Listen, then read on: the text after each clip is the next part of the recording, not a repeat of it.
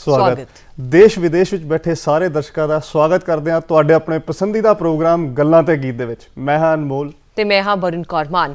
ਹਰ ਰੋਜ਼ ਗੱਲਾਂ ਕਰਦੇ ਹਾਂ ਆਪਾਂ ਪ੍ਰੋਗਰਾਮ ਗੱਲਾਂ ਤੇ ਗੀਤ ਦੇ ਵਿੱਚ। ਅੱਜ ਵੀ ਕਰਾਂਗੇ, ਮਹਿਮਾਨ ਵੀ ਆਏ ਹੋਏ ਨੇ, ਪਰ ਇੱਕ ਪਹਿਲਾਂ ਖਾਸ ਗੱਲ ਕਰਨੀ ਹੈ। ਉਹ ਖਾਸ ਗੱਲ ਇਹ ਹੈ ਕਿ ਦੂਰਦਰਸ਼ਨ ਕੇਂਦਰ ਜਲੰਧਰ ਨੇ ਪੰਜਾਬ ਸਕੂਲ ਸਿੱਖਿਆ ਵਿਭਾਗ ਦੇ ਨਾਲ ਮਿਲ ਕੇ ਇੱਕ ਐਜੂਕੇਸ਼ਨ ਪ੍ਰੋਗਰਾਮ ਦਾ ਉਪਰਾਲਾ ਕੀਤਾ ਸੀ। ਐਜੂਕੇਸ਼ਨ ਪ੍ਰੋਗਰਾਮ ਖਤਮ ਹੋ ਰਿਹਾ ਹੈ ਕਿਉਂਕਿ ਹੁਣ ਸਕੂਲ ਖੁੱਲ੍ਹ ਗਏ ਨੇ। ਸਕੂਲ ਖੁੱਲ੍ਹ ਗਏ ਨੇ ਤੇ ਅਸੀਂ ਆਪਣੇ ਸਾਰੇ ਹੀ ਵਿਦਿਆਰਥੀਆਂ ਨੂੰ ਬਹੁਤ ਬਹੁਤ ਮੁਬਾਰਕਾਂ ਦਿੰਦੇ ਹਾਂ ਤੇ ਡੀਡੀ ਪੰਜਾਬੀ ਦੇ ਵਿਦਿਆਰਥੀਆਂ ਦੀ ਚੰਗੇ ਭਵਿੱਖ ਦੀ ਕਾਮਨਾ ਕਰਦੇ ਹਾਂ। ਬੇਸ਼ੱਕ ਐਜੂਕੇਸ਼ਨ ਪ੍ਰੋਗਰਾਮ ਖਤਮ ਹੋ ਰਿਹਾ ਹੈ, ਪਰ ਸਾਡਾ ਜਿਹੜਾ ਸਾਥ ਹੈ ਤੁਹਾਡੇ ਨਾਲ ਹੋਰ ਵੀ ਜ਼ਿਆਦਾ ਗੂੜਾ ਤੇ ਇਵੇਂ ਹੀ ਬਣਦਾ ਰਹੇਗਾ। ਔਰ ਇੱਕ ਬਹੁਤ ਵਧੀਆ ਗੱਲ ਹੋਰ ਇਹ ਹੋਈ ਆ ਕਿ ਹੁਣ ਜਿਹੜੀ ਸਾਡੇ ਦਰਸ਼ਕਾਂ ਨਾਲ ਸਾਂਝ ਪੈਣ ਵਾਲੀ ਆ ਉਹ ਜ਼ਿਆਦਾ ਲੰਬੇ ਸਮੇਂ ਤੱਕ ਪੈਣ ਵਾਲੀ ਆ, ਕਿਉਂਕਿ ਅਸੀਂ ਜਿਹੜਾ ਪ੍ਰੋਗਰਾਮ ਸੱਜਰੀ ਸਵੇਰ ਹੈ ਉਹ ਹੁਣ ਪਹਿਲਾਂ ਦੀ ਤਰ੍ਹਾਂ 10 ਵਜੇ ਤੱਕ ਦੇਖ ਪਾਵਾਂਗੇ, ਔਰ ਜਿਹਦੇ ਵਿੱਚ ਗੱਲਾਂ ਤੇ ਗੀਤ ਜਿਹੜਾ ਤੁਹਾਡਾ ਪਸੰਦੀਦਾ ਪ੍ਰੋਗਰਾਮ ਵੀ ਆ, ਇਹਦੀ ਮਿਆਦ ਵੀ ਜਿਹੜੀ ਆ ਉਹ ਵੱਧ ਚੁੱਕੀ ਹੈ ਜੀ। ਬਿਲਕੁਲ। ਔਰ ਸਭ ਤੋਂ ਵੱਡੀ ਗੱਲ, ਹੁਣ ਪਹਿਲਾਂ ਦੀ ਤਰ੍ਹਾਂ ਹੀ ਤੁਸੀਂ ਮਨੋਰੰਜਨ ਤੇ ਜਾਣਕਾਰੀ ਜਿਹੜੀਆਂ ਖਬਰਾਂ ਨੇ, ਜਿਹੜੀਆਂ ਗੱਲਾਂ ਨੇ, ਜਿਹੜੇ ਨਾਟਕ ਨੇ, ਉਹ ਪਹਿਲਾਂ ਦੀ ਤਰ੍ਹਾਂ ਦੇਖ ਪਾਓਗੇ।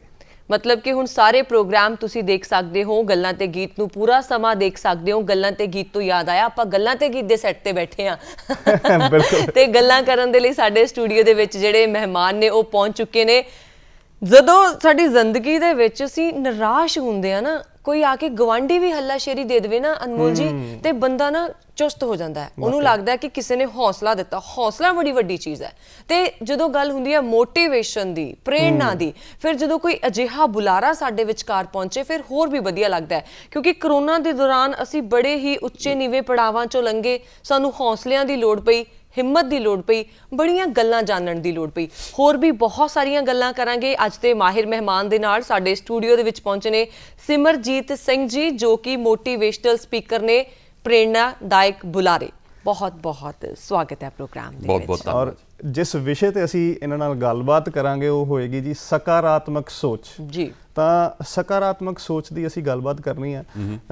ਸੋਚ ਦੀ ਗੱਲਬਾਤ ਕਰਨੀ ਹੈ ਤੇ ਸੋਚ ਦਾ ਜਨਮ ਉਦੋਂ ਹੀ ਹੋ ਜਾਂਦਾ ਜਦੋਂ ਸਾਡਾ ਆਪਣਾ ਜਨਮ ਹੁੰਦਾ ਹੈ। ਅਸੀਂ ਕੁਦਰਤ ਦੇ ਨਾਲ ਸੰਬੰਧਿਤ ਹਾਂ। ਦੇਖਿਆ ਜਾਵੇ ਤਾਂ ਕੁਦਰਤ ਨੇ ਸਾਨੂੰ ਸੰਪੂਰਨ ਰੂਪ ਦੇ ਵਿੱਚ ਸਭ ਕੁਝ ਹੀ ਦਿੱਤਾ ਹੈ। ਪੋਜ਼ਿਟਿਵ ਚੀਜ਼ਾਂ ਵੀ ਦਿੱਤੀਆਂ ਨੇ, ਉਹਦੇ 'ਚ ਕਿਸੇ ਵੀ ਤਰ੍ਹਾਂ ਦੀ ਕੋਈ ਵੀ ਕਮੀ ਨਹੀਂ ਹੈ ਜੀ। ਫਿਰ ਵੀ ਸਾਨੂੰ ਸਕਾਰਾਤਮਕ ਸੋਚ, ਜੋ ਸਾਡਾ ਸਮਾਂ ਬੀਤ ਕੇ ਗਿਆ, ਲੋਕਡਾਊਨ ਦਾ ਸਮਾਂ ਬੀਤ ਕੇ ਗਿਆ, ਜਿਹਦੇ ਵਿੱਚ ਬਹੁਤ ਸਾਰੀਆਂ ਦੁੱਖ ਤਕਲੀਫਾਂ ਦਾ ਸਾਹਮਣਾ ਲੋਕਾਂ ਨੂੰ ਕਰਨਾ ਪਿਆ, ਅੱਜ ਜੇ ਅਸੀਂ ਸਕਾਰਾਤਮਕ ਸੋਚ ਦੀ ਗੱਲ ਕਰ ਰਹੇ ਹਾਂ ਤਾਂ ਤੁਸੀਂ ਕੀ ਸਮਝਦੇ ਹੋ, ਕੀ ਅਹਿਮੀਅਤ ਹੈ? ਲੋਕਡਾਊਨ ਦਾ ਸਮਾਂ ਇਨਸਾਨੀਅਤ ਨੂੰ ਬਹੁਤ ਕੁਝ ਸਿਖਾ ਕੇ ਗਿਆ। ਸਭ ਤੋਂ ਪਹਿਲਾਂ ਇਹ ਕਿ ਜਦੋਂ ਇਨਸਾਨ ਰੁਕਿਆ ਤੇ ਕੁਦਰਤ ਖਿਲੀ, ਇਹ ਸਿਖਾ ਕੇ ਗਿਆ। ਦੂਸਰਾ ਇਹ ਕਿ ਇਨਸਾਨ ਬਹੁਤ ਤਾਕਤਵਰ ਹੈ, ਬੜੀਆਂ ਕਾਢਾਂ ਕੱਢੀਆਂ, ਬੜੀਆਂ ਇਨਵੈਂਸ਼ਨਸ ਕੀਤੀਆਂ, ਪਰ ਇਨਸਾਨ ਤੋਂ ਵੀ ਜ਼ਿਆਦਾ ਤਾਕਤਵਰ ਹੈ ਕੁਦਰਤ। ਇਹ ਸਾਨੂੰ 2020 ਦੇ ਵਿੱਚ ਸਿੱਖਣ ਨੂੰ ਮਿਲਿਆ।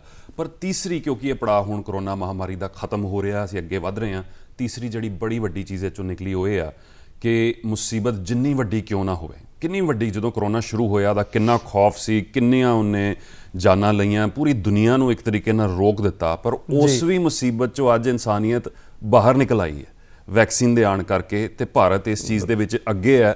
ਇਹ ਸਾਨੂੰ ਇੱਕ ਚੀਜ਼ ਬੜਾ ਵੱਡਾ ਰਿਮਾਈਂਡਰ ਹੈ ਜੇ ਅਸੀਂ ਸਟੱਡੀ ਕਰੀਏ ਇਹਨੂੰ। ਜਿਹੜਾ ਜਨਵਰੀ ਦਾ ਮਹੀਨਾ, ਕਿਉਂਕਿ ਅੱਜ ਫਰਵਰੀ ਸ਼ੁਰੂ ਹੋਈ, ਪਰ ਜਨਵਰੀ ਦਾ ਮਹੀਨੇ ਦਾ ਨਾਮ ਪਿਆ ਰੋਮਨ ਗੋਡ, ਇੱਕ ਉਹਦਾ ਯਾਨੂਸ ਦੇ ਨਾਂ ਤੇ ਜਨਵਰੀ ਦਾ ਮਹੀਨਾ ਬਣਿਆ। ਉਹਦੇ ਦੋ ਚਿਹਰੇ ਨੇ, ਇੱਕ ਚਿਹਰਾ ਅੱਗੇ ਵੱਲ ਨੂੰ ਦੇਖਦਾ, ਇੱਕ ਚਿਹਰਾ ਪਿੱਛੇ ਵੱਲ ਨੂੰ ਦੇਖਦਾ। ਜਿਹੜਾ ਉਹਦਾ ਚਿਹਰਾ ਪਿੱਛੇ ਵੱਲ ਨੂੰ ਦੇਖਦਾ ਉਹ ਬੜਾ ਮੈਚਿਓਰ ਵਾਈਜ਼ ਫੇਸ ਆ, ਜਿਹਨੇ ਜ਼ਿੰਦਗੀ ਦਾ ਤਜਰਬਾ ਕੀਤਾ, ਜ਼ਿੰਦਗੀ ਤੋਂ 100 ਕੁਝ ਸਿੱਖਿਆ ਤੇ ਉਹਦੇ ਕਰਕੇ ਉਹਦੇ 'ਚ ਮੈਚਿਓਰਿਟੀ ਆ ਗਈ ਹੈ, ਤਜਰਬਾ ਆ ਗਿਆ।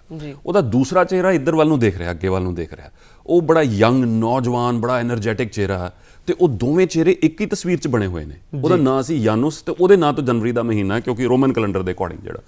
ਤੇ ਉਹਦੇ 'ਚ ਇਹੀ ਸਿੱਖਿਆ ਕਿ ਅਸੀਂ ਪਿੱਛੇ ਜਿਹੜੇ ਪਾਸਟ 'ਚ ਜੋ ਮੁਸ਼ਕਿਲਾਂ ਹੋਈਆਂ ਨੇ, ਅਤੀਤ 'ਚ ਜੋ ਵੀ ਹੋਇਆ ਸਾਡੇ ਨਾਲ, ਉਹ ਤੋਂ ਸਿੱਖੀਏ ਤੇ ਅੱਗੇ ਜੋਸ਼ ਦੇ ਨਾਲ ਵਧੀਏ।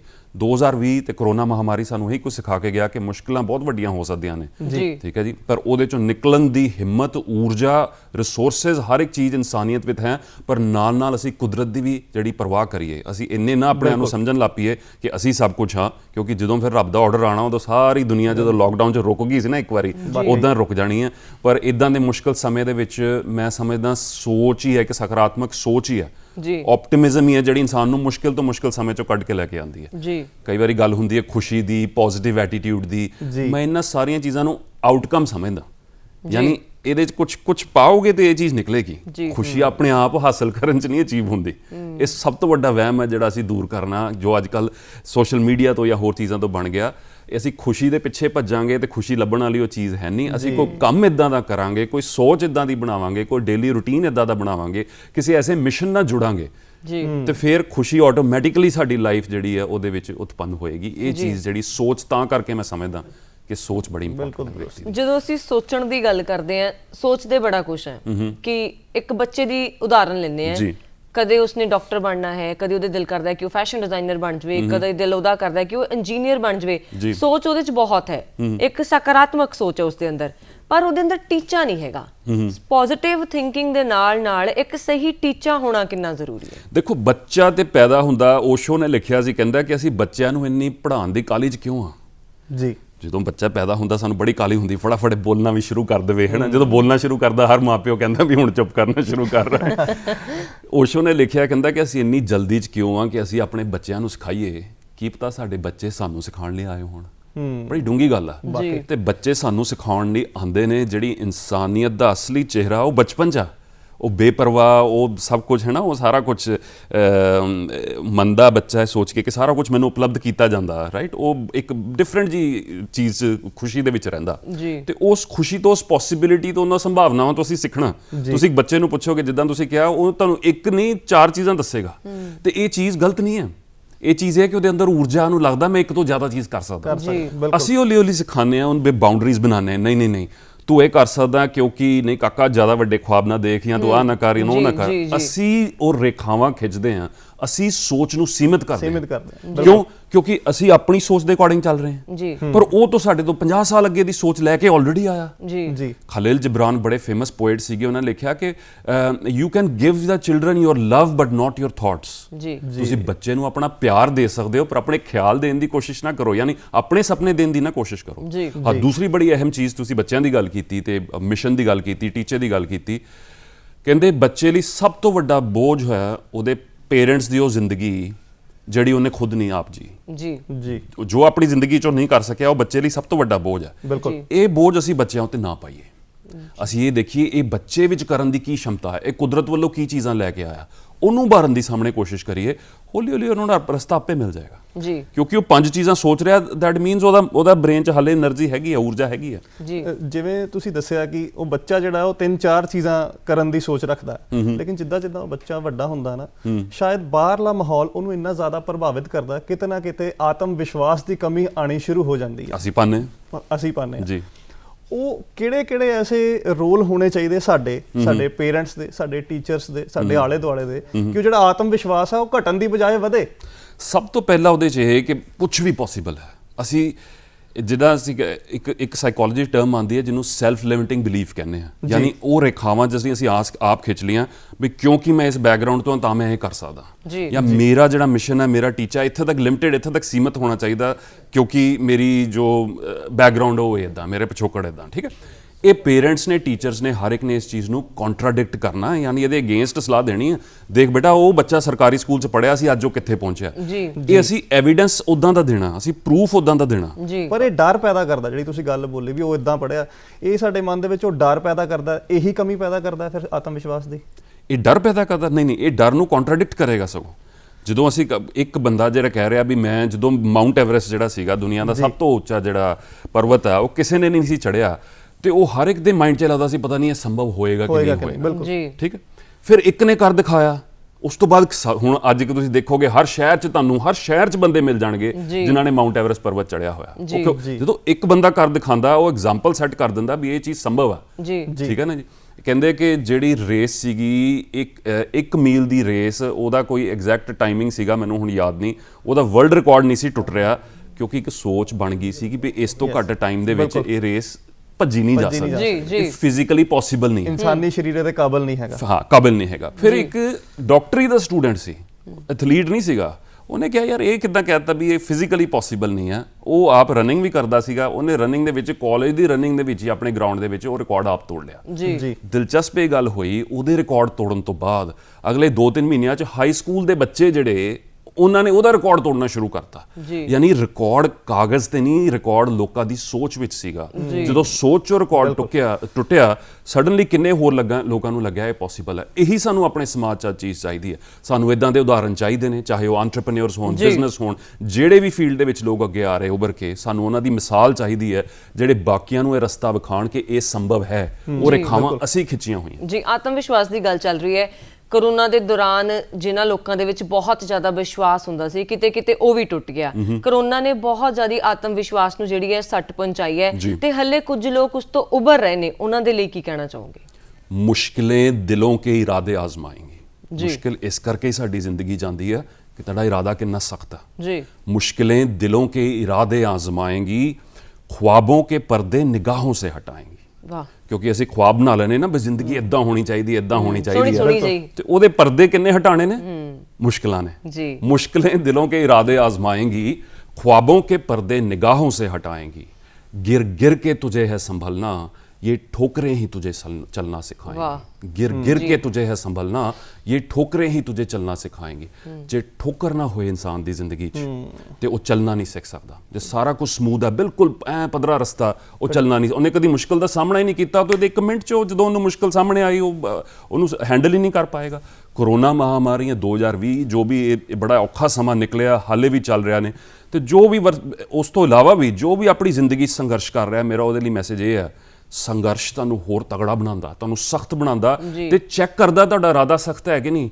ਕਿਤੇ ਐਵੇਂ ਤੇ ਨਹੀਂ ਤੁਰ ਪਏ ਕਿਉਂਕਿ ਸਾਰੇ ਤੁਰੇ ਸੀ। ਜੀ ਬਿਲਕੁਲ, ਸੰਘਰਸ਼ ਇਸ ਕਰਕੇ ਹੈ ਟੈਸਟ ਕਰਨ ਲਈ ਵੀ ਕਿਹੜਾ ਸੱਚੀ ਮੁੱਚੀ ਕਮਿਟਡ ਹੈ ਇਸ ਰਸਤੇ ਨੂੰ। ਜੀ, ਉਹਦੀ ਸ਼ਖਸੀਅਤ ਡਿਵੈਲਪ ਹੋਏਗੀ, ਕਿਉਂਕਿ ਉਹ ਮੁਸ਼ਕਲਾਂ ਨੂੰ ਪਾਰ ਕਰਕੇ ਕਿ ਰੁਕਾਵਟ ਨਾ ਟੱਪੇ ਤਾਂ ਰਵਾਨੀ ਨਹੀਂ ਹੁੰਦੀ। ਕਦਮ ਮੁਸ਼ਕਲਾਂ ਦੇ ਜੇ ਸੀਨੇ ਧਰ ਕੇ ਨਾ ਵਧਿਆ ਤੇ ਜਵਾਨੀ ਨਹੀਂ ਹੁੰਦੀ।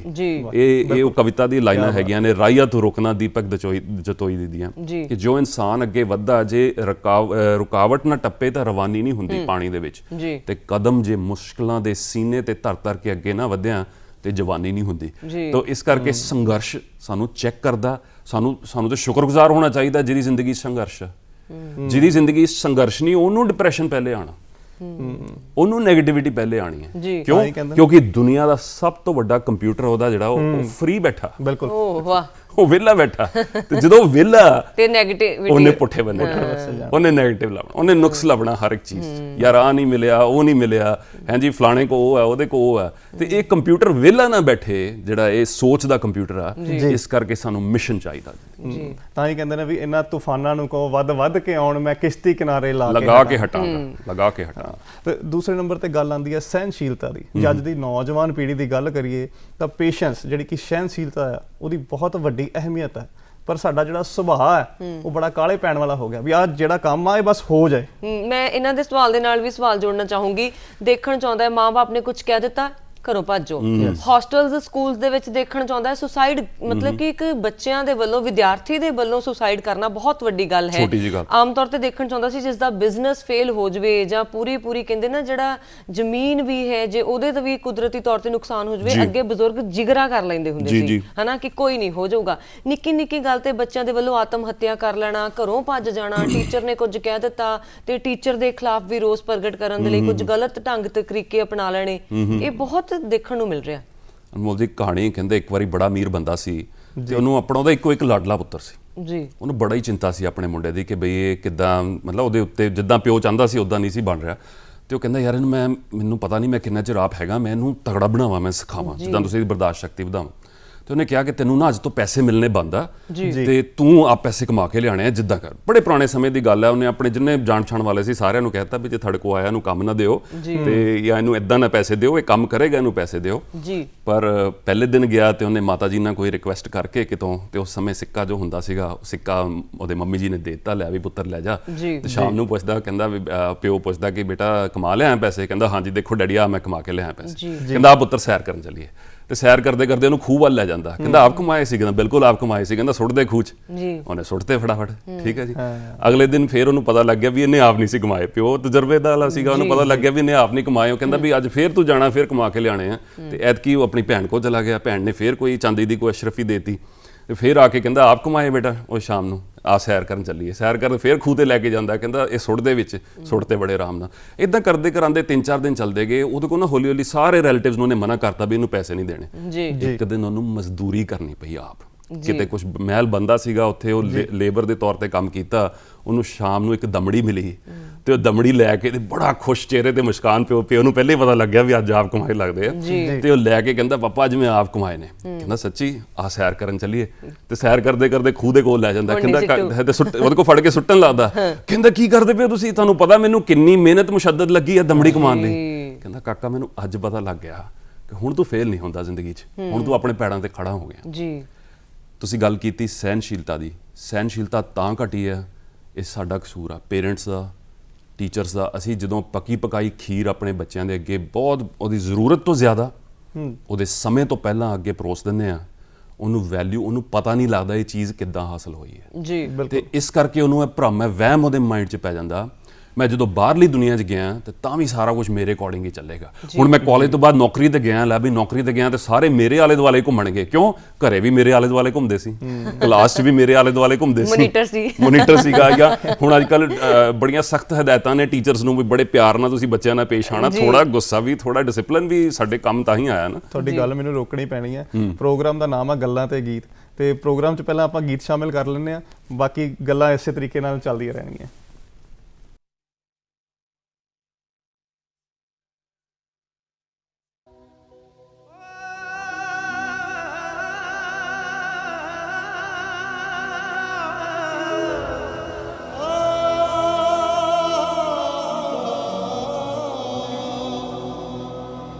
पंजाब कोई निरा जुगराफिया नहीं, ये एक गीत इतिहास भी है।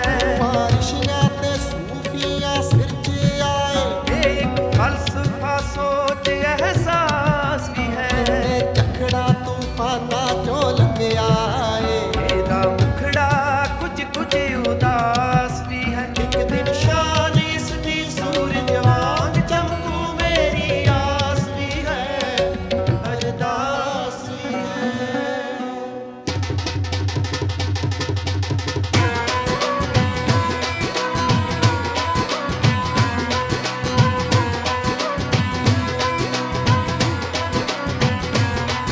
ਅੱਜ ਰਾਵੀ ਤੇ ਚਨਾਰੀਆਂ ਛੱਲਾਂ ਛੱਲਾਂ ਓਏ ਤਾਂ ਕਰਦੀਆਂ ਬਿਆਸਾਂ ਨਾਲ ਗੱਲਾਂ ਗੱਲਾਂ ਓਏ ਤਾਂ ਕਰਦੀਆਂ ਬਿਆਸਾਂ ਨਾਲ ਗੱਲਾਂ।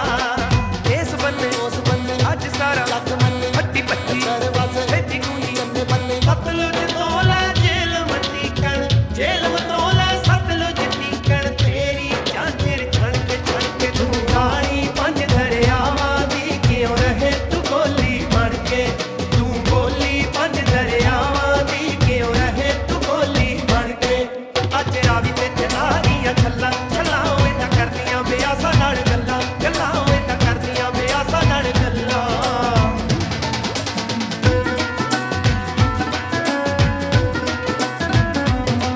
ਮੈਨੂੰ ਇਸ ਧਰਤੀ ਨੇ ਸਾਜਿਆ ਏ, ਤਾਰੀਖ ਨੇ ਸਾਜ ਨਿਹਾਜਿਆ ਏ। ਤੈਨੂੰ ਸ਼ੇਰ ਫਰੀਦ ਦੁਲਾਰਿਆ ਏ, ਗੁਰੂ ਨਾਨਕ ਦੇਵ ਸਵਾਰਿਆ ਏ। ਤੂੰ ਅੰਮੜੀ ਵਾਰਿਸ ਸ਼ਾਦੀ ਏ ਤੇ ਬੁੱਲੇ ਬੇਪਰਵਾਹ ਦੀ ਏ। ਦਿਲੋਂ ਤੇ ਕਾਦਰ ਯਾਰ ਤੇਰੇ, ਹਾਸ਼ਮ ਤੇ ਬਰਖੁਰਦਾਰ ਤੇਰੇ, ਇਹੋ ਜਿਹੇ ਲਾਲਾ ਦੇ ਹੁੰਦਿਆਂ ਕਿਉਂ ਨਾ ਰਹੇ ਤੂੰ ਤਣ ਕੇ ਤੂੰ ਰਾਣੀ ਪੰਜ ਦਰਿਆਵਾਂ ਦੀ ਕਿਉਂ ਰਹੇ ਤੂੰ ਬੋਲੀ ਬਣ ਕੇ, ਤੂੰ ਬੋਲੀ ਪੰਜ ਦਰਿਆਵਾਂ ਦੀ ਕਿਉਂ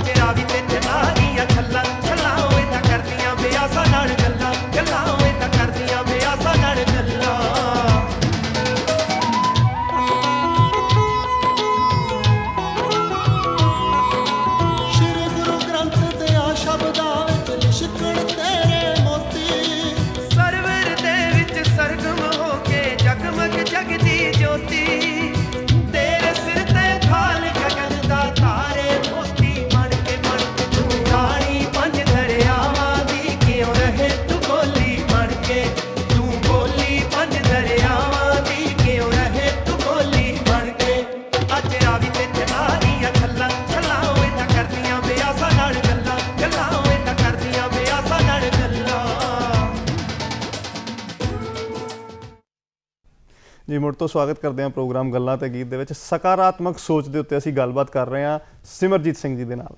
ਸਕਾਰਾਤਮਕ ਸੋਚ ਹੈ ਨਹੀਂ ਕਿਸੇ 'ਚ, ਕੋਈ ਨਿਰਾਸ਼ ਹੋ ਗਿਆ, ਜੀਵਨ ਉਥਲ-ਫੁਥਲ ਕਰੋਨਾ ਨੇ ਕਰਤਾ, ਜਾਂ ਹੋਰ ਮਜਬੂਰੀਆਂ ਵੀ ਬੰਦੇ ਦੀ ਜ਼ਿੰਦਗੀ 'ਚ ਹੋ ਜਾਂਦੀਆਂ।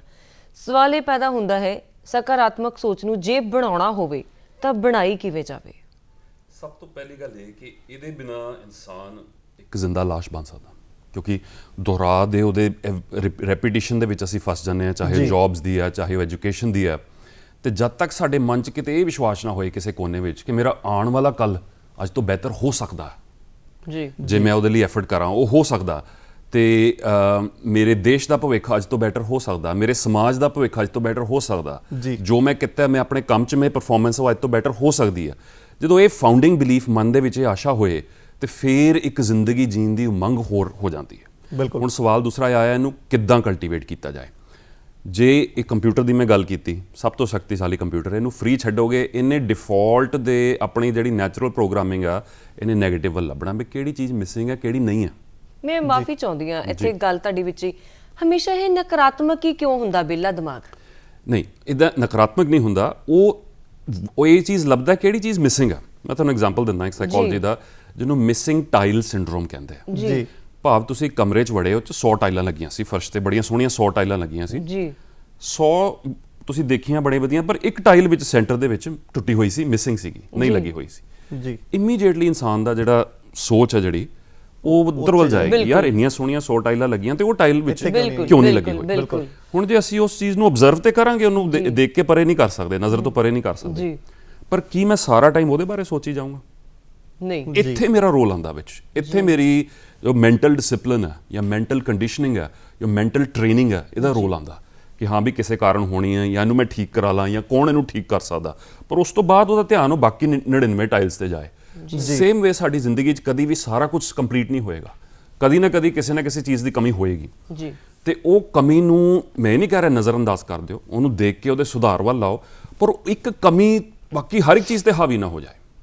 ਤਾਂ ਇੱਥੇ ਹੀ ਸਕਾਰਾਤਮਕ ਸੋਚ ਦਾ ਰੋਲ ਇਹ ਆਉਂਦਾ ਕਿ ਮੇਰੇ ਕੋ ਹੈ ਕੀ। ਇਸ ਕਰਕੇ ਸ਼ੁਕਰਗੁਜ਼ਾਰ ਹੋਣਾ ਜੀ ਡੇਲੀ ਬੇਸ ਤੇ ਇੱਕ ਛੋਟੀ ਐਕਟੀਵਿਟੀ ਹੈ, ਗ੍ਰੈਟੀਟਿਊਡ ਐਕਟੀਵਿਟੀ ਜਿਹਨੂੰ ਇੰਗਲਿਸ਼ 'ਚ ਕਹਿੰਦੇ ਆ, ਸ਼ੁਕਰਗੁਜ਼ਾਰੀ ਜਿਹਨੂੰ ਅਸੀਂ ਪੰਜਾਬੀ 'ਚ ਕਹਿੰਦੇ ਆ। ਸਵੇਰੇ ਸ਼ਾਮ ਜੇ ਹਰ ਬੰਦਾ ਇਹਨੂੰ ਅਸੀਂ ਪ੍ਰੈਕਟਿਸ ਕਰੀਏ ਆਪਣੀ ਲਾਈਫ ਦਾ, ਖਾਸ ਕਰਕੇ ਯੰਗਸਟਰਸ, ਕਿਉਂਕਿ ਯੂਥ ਉਹ ਏਜ ਹੈ ਜਦੋਂ ਅਸੀਂ ਹੋਰ ਕੁਝ ਹਾਸਲ ਕਰਨਾ ਚਾਹੁੰਦੇ ਹਾਂ। ਤਾਂ ਅਕਸਰ ਇਹ ਸਵਾਲ ਆਉਂਦਾ, ਸਰ ਜੇ ਮੈਂ ਸ਼ੁਕਰਗੁਜ਼ਾਰ ਹੋਣਾ ਸ਼ੁਰੂ ਹੋ ਗਿਆ ਤੇ ਕੀ ਮੈਂ ਦੌੜ 'ਚ ਪਿੱਛੇ ਤਾਂ ਨਹੀਂ ਰਹਿ ਜਾਊਂਗਾ? ਨਹੀਂ, ਗਲਤ ਹੈ, ਪਰ ਮੈਂ ਨਾਲ ਨਾਲ ਇਹ ਵੀ ਦੇਖਾਂ ਮੈਂ ਕਿੰਨਾ ਕੁਝ ਅਚੀਵ ਕੀਤਾ। ਸ਼ੁਕਰਗੁਜ਼ਾਰ ਹੋਣ ਨਾਲ ਸਕਾਰਾਤਮਕ ਸੋਚ ਵੱਧਦੀ ਹੈ ਜੀ। ਉਹ ਇਸ ਕਰਕੇ ਕਿਉਂਕਿ ਮੈਂ ਆਪਣੀ ਜ਼ਿੰਦਗੀ 'ਚ ਪਿੱਛੇ ਨਜ਼ਰ ਮਾਰ ਕੇ ਵੇਖਦਾ, ਯਾਰ ਮੈਂ ਆਹ ਵੀ ਹਾਸਲ ਕੀਤਾ, ਮੈਂ ਆਹ ਵੀ ਹਾਸਲ ਕੀਤਾ। ਮੈਨੂੰ ਉਸ ਸਮੇਂ ਆਹ ਚੀਜ਼ ਕਿੰਨੀ ਮੁਸ਼ਕਲ ਲੱਗ ਰਹੀ ਸੀ। ਮੈਂ ਪਹਿਲੀ ਵਾਰੀ ਕੈਮਰੇ ਅੱਗੇ ਗਿਆ ਸੀ, ਮੈਨੂੰ ਕਿੰਨਾ ਮੁਸ਼ਕਲ ਲੱਗ ਰਿਹਾ ਸੀ। ਮੈਂ ਪਹਿਲੀ ਵਾਰੀ ਉਹ ਸਪੀਚ ਦਿੱਤੀ ਸੀ, ਮੈਨੂੰ ਕਿੰਨਾ ਮੁਸ਼ਕਲ ਲੱਗ ਰਿਹਾ ਸੀ। ਮੈਂ ਪਹਿਲੀ ਵਾਰੀ ਜਦੋਂ ਘਰ ਬਣਾਇਆ, ਮੈਨੂੰ ਕਿੰਨਾ ਮੁਸ਼ਕਲ ਲੱਗ ਰਿਹਾ ਸੀ ਉਸ ਸਮੇਂ। ਜਾਂ ਮੈਂ ਜਦੋਂ ਬਿਮਾਰ ਸੀ, ਜਿਹੜੇ ਲੋਕ ਕੋਵਿਡ 'ਚੋਂ ਗੁਜ਼ਰੇ ਨੇ, ਜਦੋਂ ਉਸ ਸਮੇਂ 'ਚੋਂ ਮੇਰੀ ਸਿਰਫ ਇੱਕੋ ਅਰਦਾਸ ਸੀ, ਰੱਬਾ ਮੈਨੂੰ ਠੀਕ ਕਰ ਦੇ। ਹੁਣ ਮੈਂ ਉਸ ਚੀਜ਼ ਤੋਂ ਗੁਜ਼ਰ ਚੁੱਕਿਆ, ਤੇ ਜੇ ਮੈਂ ਉਸ ਮੁਸ਼ਕਲ ਤੋਂ ਗੁਜ਼ਰ ਸਕਦਾ ਤੇ ਮੈਂ ਹੋਰ ਕਿਸ ਮੁਸ਼ਕਲ 'ਚੋਂ ਗੁਜ਼ਰਨ ਦੀ ਹਿੰਮਤ ਰੱਖਦਾ। ਇਸ ਕਰਕੇ ਸ਼ੁਕਰਗੁਜ਼ਾਰੀ ਸਾਡੇ ਅੰਦਰ ਹੋਰ ਹਿੰਮਤ ਪਾਉਂਦੀ ਹੈ। ਕਿਉਂ? ਸ਼ੁਕਰਗੁਜ਼ਾਰੀ 'ਚ ਅਸੀਂ ਉਹ ਚੀਜ਼ਾਂ ਤੇ ਧਿਆਨ ਲਾ ਰਹੇ ਹਾਂ, ਆਪਣੀ એનર્ਜੀ ਨੂੰ ਉੱਥੇ ਡਿਵਰਟ ਕਰ ਰਹੇ ਹਾਂ। ਜੀ ਦੋਸਤੋ, ਬੜੀ ਸਿੰਪਲ ਚੀਜ਼ ਹੈ, ਮਾਈਂਡ ਦੀ એનર્ਜੀ ਨੂੰ ਅਸੀਂ ਜਿੱਧਰ ਲਗਾਵਾਂਗੇ ਉਹ ਚੀਜ਼ ਓਨੀ ਵੱਧਦੀ ਜਾਏਗੀ। ਜੀ। ਜੇ ਅਸੀਂ ਉਹਨੂੰ ਇਸ ਚੀਜ਼ ਤੇ ਲਗਾ ਰਹੇ ਹਾਂ, ਮਾਈਂਡ ਦੀ એનર્ਜੀ ਨੂੰ, ਵੀ ਕਿਹੜੀਆਂ ਚੀਜ਼ਾਂ ਸਹੀ ਨਹੀਂ ਮੇਰੀ ਜ਼ਿੰਦਗੀ 'ਚ, ਉਹ ਚੀਜ਼ਾਂ ਵੱਧਦੀਆਂ ਜਾਣਗੀਆਂ ਹੋਰ। ਜੀ। ਤੇ ਜੇ ਮੈਂ ਉੱਥੋਂ ਨਜ਼ਰ ਹਟਾ ਕੇ ਥੋੜੀ ਇੱਧਰ ਲਗਾਵਾਂਗਾ ਵੀ ਆਹ ਚੀਜ਼ਾਂ ਮੇਰੀ ਲਾਈਫ 'ਚ ਹੈਗੀਆਂ, ਉਹ ਚੀਜ਼ਾਂ ਹੋਰ ਸ਼ਕਤੀਸ਼ਾਲੀ ਹੋ ਜਾਣੀਆਂ। ਮੈਂਟਲ એનર્ਜੀ ਦੇ ਨਾਲ ਅਸੀਂ ਕਿਸੇ ਚੀਜ਼ ਨੂੰ ਕਮਜ਼ੋਰ ਜਾਂ ਤਾਕਤਵਰ ਬਣਾਉਂਦੇ। ਕਈ ਵਾਰੀ ਮੁਸੀਬਤ ਇੰਨੀ ਵੱਡੀ ਨਹੀਂ ਹੁੰਦੀ ਜਿੰਨੀ ਸਾਡੇ ਦਿਮਾਗ ਦੇ ਵਿੱਚ ਬਣ ਜਾਂਦੀ। ਹਾਂ, ਇਸ ਕਰਕੇ ਬੰਦੇ, ਕਿਉਂਕਿ ਅਸੀਂ ਕੰਟੀਨਿਊਸਲੀ ਆਪਣਾ ਧਿਆਨ ਉੱਤੇ ਲਾਇਆ ਤੇ ਅਸੀਂ ਉਹਨੂੰ ਹੋਰ ਵਧਾ ਕੇ ਮਲਟੀਪਲਾਈ ਕਰਤਾ। ਉਹ ਰਿਐਲਿਟੀ ਦੇ ਵਿੱਚ, ਅਸਲੀਅਤ ਦੇ ਵਿੱਚ ਮੁਸੀਬਤ ਇੰਨੀ ਵੱਡੀ ਨਹੀਂ ਸੀ। ਅਸੀਂ ਉਹਨੂੰ ਸੋਚ ਸ਼ਕਤੀ ਦੇ ਨਾਲ ਜਿਹੜੀ ਸਾਡੀ ਲਾਈਫ ਕ੍ਰੀਏਟ ਹੁੰਦੀ ਹੈ। ਕਿਸੇ ਸ਼ਾਇਰ ਨੇ ਲਿਖਿਆ ਕਿ ਸੋਚ ਕੋ ਬਦਲੋਗੇ ਤਾਂ ਸਿਤਾਰੇ ਬਦਲ ਜਾਣਗੇ, ਬਿਲਕੁਲ। ਨਜ਼ਰ ਕੋ ਬਦਲੋਗੇ ਤਾਂ ਨਜ਼ਾਰੇ ਬਦਲ ਜਾਏंगे। ਹੁਣ ਨਜ਼ਰ ਕਾਦੀ? ਜਿਹੜੇ ਵਿਅਕਤੀ ਦੀ ਨਜ਼ਰ ਹੀ ਸ਼ੁਕਰਗੁਜ਼ਾਰੀ ਦੀ ਹੋਏ ਕਿ ਮੇਰੇ ਕੋਲ 2 ਵਕਤ ਖਾਣ ਲਈ ਰੋਟੀ ਹੈ, ਚੰਗੇ ਕੱਪੜੇ ਨੇ ਪਾਉਣ ਨੂੰ, ਸਾਰਾ ਕੁਝ ਹੈ, ਹਾਂ ਮੈਂ ਜ਼ਿੰਦਗੀ 'ਚ ਬਹੁਤ ਹਾਸਲ ਕਰਨਾ ਚਾਹੁੰਦਾ ਤੇ ਕਰਾਂਗਾ ਵੀ ਤੇ ਕਰਦਾ ਆਇਆ, ਪਰ ਇਸ ਸਮੇਂ ਮੈਂ ਸ਼ੁਕਰਗੁਜ਼ਾਰ ਹਾਂ। ਸੋਚ ਕੋ ਬਦਲੋਗੇ ਸਿਤਾਰੇ ਬਦਲ ਜਾਏंगे। ਬਿਲਕੁਲ। ਮੈਂ ਬੜੀ ਵਾਰੀ ਅਨੁਭਵ ਕੀਤਾ ਇਸ ਚੀਜ਼ ਦਾ। 2 ਵਿਅਕਤੀ ਜਿਨ੍ਹਾਂ ਦੀ ਸੇਮ ਕੁਆਲੀਫਿਕੇਸ਼ਨ ਹੋਏ, ਇੱਕੋ ਕਾਲਜ 'ਚੋਂ ਪਾਸ ਆਊਟ ਹੋਏ, ਸਭ ਕੁਝ ਸੇਮ ਹੋਏ, ਬਿਲਕੁਲ ਜਦੋਂ ਦੁਨੀਆ 'ਚ ਅੱਗੇ ਨਿਤਰਨੇ ਸ਼ੁਰੂ ਕਰਦੇ ਨੇ, ਜੇ ਉਹਨਾਂ ਦੀ ਸੋਚ ਵਿੱਚ ਅੰਤਰ ਹੋਏ, ਜਿਹਦੀ ਸੋਚ ਪੋਜ਼ਿਟਿਵ ਹੈ, ਸਕਾਰਾਤਮਕ ਹੈ, ਉਹ ਦੂਜੇ ਤੋਂ ਕਿਤੇ ਅੱਗੇ ਜਾਂਦਾ। ਉਹ ਦੋ ਹੀ ਸੇਮ ਟੀਚਰਾਂ ਨੇ ਪੜ੍ਹਾਇਆ, ਸੇਮ ਕਿਤਾਬਾਂ ਪੜ੍ਹੀਆਂ, ਸਭ ਕੁਝ ਹੋਈ ਕੀਤਾ, ਪਰ ਸੋਚ ਦਾ ਫਰਕ ਸੀਗਾ। ਸੋਚ को बदलोगे सितारे बदल जाएंगे, नज़र को बदलोगे नज़ारे बदल जाएंगे, कश्तियाँ बदलने से कुछ नहीं होगा। ਹੁਣੇ ਅਗਲਾ ਵਹਿ ਮੈਂ ਕਲੀਅਰ ਕਰ ਦਿੰਦਾ। ਕੁਝ ਲੋਕ ਕਹਿੰਦੇ ਯਾਰ ਆਹ ਜੌਬ ਨਹੀਂ ਠੀਕ, ਮੈਂ ਛੱਡ ਕੇ ਕਿਤੇ ਹੋਰ ਚੱਲ ਜਾਣਾ, ਆਹ ਮੁਲਕ ਨਹੀਂ ਠੀਕ, ਮੈਂ ਛੱਡ ਕੇ ਕਿਤੇ ਹੋਰ ਚੱਲ ਜਾਣਾ। ਜੇ ਤੁਸੀਂ ਬਿਮਾਰ ਸੋਚ ਹੀ ਨਾਲ ਲੈ ਕੇ ਗਏ, ਉਹ ਇੱਥੇ ਵੀ ਤੁਹਾਨੂੰ ਕਾਮਯਾਬ ਨਹੀਂ ਹੋਣ ਦੇਗੀ, ਉੱਥੇ ਵੀ ਨਹੀਂ ਹੋਣ ਦੇਗੀ। ਜੇ ਤੁਹਾਡੀ ਸੋਚ ਸ਼ਕਤੀਸ਼ਾਲੀ ਹੈ, ਤੁਸੀਂ ਇੱਥੇ ਵੀ ਕਾਮਯਾਬ ਹੋ, ਇੱਥੇ ਵੀ ਤੁਹਾਡੀ ਬੱਲੇ ਬੱਲੇ, ਦੁਨੀਆ ਦੇ ਕਿਸੇ ਕਾਰਨਰ ਜਾਓਗੇ ਉੱਥੇ ਵੀ ਤੁਹਾਡੀ ਬੱਲੇ ਬੱਲੇ। ਜੀ कश्तियां बदलने से कुछ नहीं होगा, दिशाओं को बदलोगे तो किनारे बदल जाएंगे। दिशाओं को बदलोगे तो किनारे बदल जाएंगे। बड़ी डूंगी है लाइना है। दिशा किस चीज़ दी बदलनी? सोच दी कि सवेरे उठते सार मैं फोन फड़िया तो देखा भी फलाना बंदा कितने छुट्टी मना रहा फेसबुक पे है जी, ओदी जिंदगी च कितनी खुशी है। देखो लड़ाई झगड़े दी कोई अपनी वीडियो पांदा नहीं फेसबुक पे, ठीक है ना। असीं जदों हसदे खेडदे हुंदे किते डिनर करन गए, वधिया तैयार होए, उदों असीं फोटो पाने। सवेरे उठते सार मैं सारे 100 बंदे मेरे फ्रेंड लिस्ट ने, मैं 100 दी जिंदगी देख लिया भी की कुछ हो रहा। मैं तो इसे फीलिंग ना उठिया यार मेरी जिंदगी बड़ी औखी, बाकियां दी ते बहुत वधिया। ਉਹ ਤਾਂ ਬੜੇ ਖੁਸ਼ ਹੈ, ਬੜੀਆਂ ਫੋਟੋਆਂ ਪਾਉਂਦੇ ਹਨ। ਤੇ ਇਹਨੂੰ ਪਰੇ ਰੱਖ ਕੇ ਜੇ ਮੈਂ 10 ਮਿੰਟ 5 ਮਿੰਟ ਮਨ 'ਚ ਦੁਹਰਾਇਆ ਵੀ ਮੇਰੀ ਜ਼ਿੰਦਗੀ 'ਚ ਕੀ ਕੁਛ ਆ, ਮੇਰੇ ਕੋ ਕੀ ਆਪਣੇ ਆਪ ਤੁਹਾਡੀ ਲਾਈਫ। ਮਰੀਸਾ ਪੇਰ ਜੀ ਇੱਕ ਸਪੀਕਰ ਨੇ ਜਿਨ੍ਹਾਂ ਨੂੰ ਮੈਂ ਇੰਟਰਵਿਊ ਕੀਤਾ ਸੀ, ਹਾਂਜੀ, ਉਹਨਾਂ ਨੇ ਬੜੀ ਖੂਬਸੂਰਤ ਗੱਲ ਕਹੀ। ਕਹਿੰਦੇ ਕਿ ਤੁਹਾਡੀ ਲਾਈਫ 'ਚ ਜਿੰਨੀਆਂ ਮੁਸ਼ਕਲਾਂ ਕਿਉਂ ਨਾ ਹੋਣ, ਕਿਸੇ ਹੋਰ ਦਾ ਸੁਪਨਾ, ਜਿਹੜੀ ਜ਼ਿੰਦਗੀ ਅਸੀਂ ਜੀ ਰਹੇ ਹਾਂ ਨਾ, ਜੀ ਬਿਲਕੁਲ, ਭਾਵੇਂ 'ਚ ਕਿੰਨੀਆਂ ਵੀ ਮੁਸ਼ਕਲਾਂ ਕਿਉਂ ਨਾ ਹੋਣ, ਇਹ ਕਿਸੇ ਹੋਰ ਦਾ ਖੁਆਬ ਹੈ। ਕੋਈ ਹੋਰ ਇਦਾਂ ਜੇ ਜੀਣ ਦੀ ਉਹਨੂੰ ਮੌਕਾ ਮਿਲ ਜਾਏ ਨਾ, ਜੋ ਕੁਝ ਤੁਹਾਨੂੰ ਉਪਲਬਧ ਆ, ਤੇ ਉਹ ਕਹੇਗਾ ਸ਼ੁਕਰ ਹੈ ਤੇਰਾ, ਸ਼ੁਕਰ ਹੈ ਤੇਰਾ। ਤੇ ਅਸੀਂ ਫੇਰ ਕਮੀਆਂ ਲੱਭਦੇ ਰਹਿੰਦੇ ਹਾਂ। ਇੱਕ ਬੜੇ ਸੋਹਣੇ ਸੱਜਣ ਨੇ, ਉਹ ਪੈਰਾਲਾਈਜ਼ਡ ਬਚਪਨ ਤੋਂ ਹੀ, ਪੈਰਾਲਿਸਿਸ ਆ, ਵਿਵੇਕ ਜੋਸ਼ੀ ਕਰਕੇ ਨਾਮ ਹੈ, ਤੇ ਵੀਲ ਚੇਅਰ ਵਾਰੀਅਰ ਕਹਿੰਦੇ ਉਹਨੂੰ। ਬੜਾ ਕੁਛ ਉਹਨੇ ਵੀਲ ਚੇਅਰ ਵਾਰੀਅਰਸ ਲਈ ਕੀਤਾ। ਵੈਸੇ ਮੈਂ ਉਹਨੂੰ ਪੁੱਛਿਆ, ਮੈਂ ਕਿਹਾ ਕਿ ਵੀ ਤੈਨੂੰ ਕਦੀ ਮਾਈਂਡ 'ਚ ਇਹ ਨਹੀਂ ਆਇਆ ਵੀ ਮੈਂ ਰੱਬਾ ਮੇਰੇ ਨਾਲ ਕਿਉਂ ਇੱਦਾਂ? ਕਹਿੰਦਾ ਭਈਆ ਮੈਂ ਨਾ, ਮੈਨੂੰ ਹਾਂ ਕਈ ਵਾਰੀ ਸੁਈਸਾਈਡਲ ਥਾਟਸ ਵੀ ਆਏ ਸੀ ਮਾਈਂਡ ਵਿੱਚ, ਪਰ ਮੈਂ ਮੈਨੂੰ ਜ਼ਿੰਦਗੀ ਨਾਲ ਪਿਆਰ ਆ।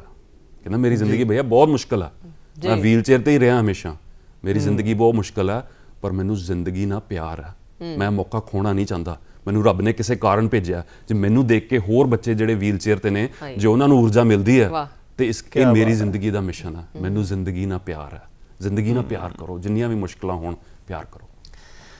ਤੁਸੀਂ ਇੱਕ ਬਹੁਤ ਖੂਬਸੂਰਤ ਸੰਦੇਸ਼ ਇਹ ਦਿੱਤਾ ਵੀ ਜ਼ਿੰਦਗੀ 'ਚ ਕਾਮਯਾਬ ਹੋਣ ਦੇ ਲਈ ਸਾਨੂੰ ਜ਼ਮੀਨ ਬਦਲਣ ਦੀ ਲੋੜ ਨਹੀਂ ਹੈ, ਮੁਲਕ ਬਦਲਣ ਦੀ ਲੋੜ ਨਹੀਂ ਹੈ, ਸੋਚ ਬਦਲਣ ਦੀ ਲੋੜ ਹੈ। ਪਰ ਕਈ ਵਾਰੀ ਜ਼ਿੰਦਗੀ 'ਚ ਚੱਲਦਿਆਂ ਹੋਇਆਂ ਅਜਿਹੇ ਮੌਕੇ ਆ ਜਾਂਦੇ ਨੇ ਕਿ ਇੱਕ ਸਿਚੁਏਸ਼ਨ ਪੈਦਾ ਹੁੰਦੀ ਹੈ, ਉਹ ਸਿਚੁਏਸ਼ਨ ਸਾਡੇ ਅਨੁਕੂਲ ਨਹੀਂ ਹੁੰਦੀ ਜੀ, ਉਹ ਸਾਡੇ ਦਿਮਾਗ ਤੇ ਹਾਵੀ ਹੋ ਜਾਂਦੀ ਹੈ। ਫਿਰ ਜਦੋਂ ਅਸੀਂ ਉਹਦੇ ਬਾਰੇ ਬਾਰ-ਬਾਰ ਸੋਚਦੇ ਹਾਂ, ਉਹ ਨਕਾਰਾਤਮਕਤਾ ਬਣਾਉਂਦੀ ਹੈ। ਫਿਰ ਸਾਡੀ ਜ਼ਿੰਦਗੀ ਦੇ ਪਿਛਲੇ ਜਿਹੜੇ ਅਨੁਭਵ ਨੇ, ਜਿੰਨੇ ਵੀ ਨਕਾਰਾਤਮਕ ਅਨੁਭਵ ਅਸੀਂ ਇਕੱਠੇ ਕਰਨੇ ਸ਼ੁਰੂ ਕਰ ਦਿੰਦੇ ਆ, ਮੇਰੇ ਖਿਆਲ ਦੇ ਵਿੱਚ ਉਹ ਓਵਰ ਥਿੰਕਿੰਗ ਦਾ ਰੂਪ ਲੈ ਲੈਂਦੀ ਆ।